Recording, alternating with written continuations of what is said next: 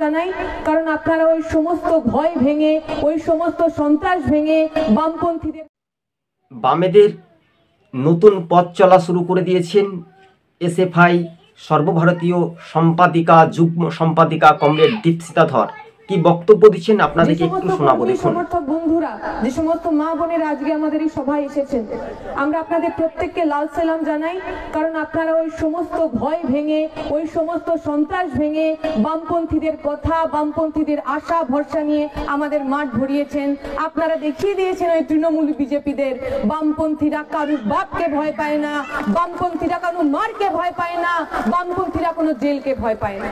আমরা যারা বামপন্থী রাজনীতি করি, এই বসে আছে অনির্বাণ আপনাদের সামনে, মনে আছে না কিছুদিন আগে অনির্বাণকে ওরা জেলের মধ্যে ঢুকিয়েছিল তো, জেলে নিয়ে গিয়ে বলেছিল, ভেবেছে রোগা পাতলা ছেলে, বাচ্চা ছেলে, ভয় দেখালে হয়তো আর ছাত্র রাজনীতি করবে না, এসএফআই ছেড়ে দেবে, অনেক ধরনের কথা বলেছিল। ও ভেবেছিল, তৃণমূল ভেবেছে, মমতা ব্যানার্জি ভেবেছে, এই অনির্বাণদের মতো আমাদের ছাত্র নেতাদের যদি জেলের মধ্যে ঢোকা। সরাসরি সবুজবঙ্গ নিউজ আপনাদের সঙ্গে প্রতিবেদনটি তুলে ধরলাম, কেননা যেখানে সমবায় নির্বাচন হচ্ছে সেখানে কিন্তু ব্যারাকপুরে আমরা দেখেছি বামেরা জয়ী হয়েছে 9টি আসনে 9টিতে। আমরা দেখেছি সরাসরি পূর্ব মেদিনীপুরেও জয় হয়েছে, পশ্চিম মেদিনীপুরেও সেখানেও জয় হয়েছে।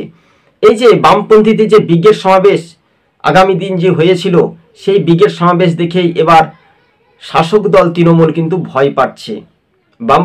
বামপন্থীদের ওপর কিন্তু একটা ভরসা, শেষ সাক্ষী কিন্তু বাংলাতে এই তরুণ তুর্কি রায়, কেননা একদিকে মীনাক্ষী মুখার্জি আর অন্যদিকে দীপশিতা ধর।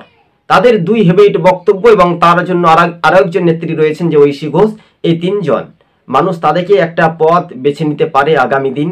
বাংলাতে কিন্তু বামেরা ক্রমশ আবার তারা পুরনো ইতিহাসের দোরগোড়ায় কিন্তু আসতে পারে।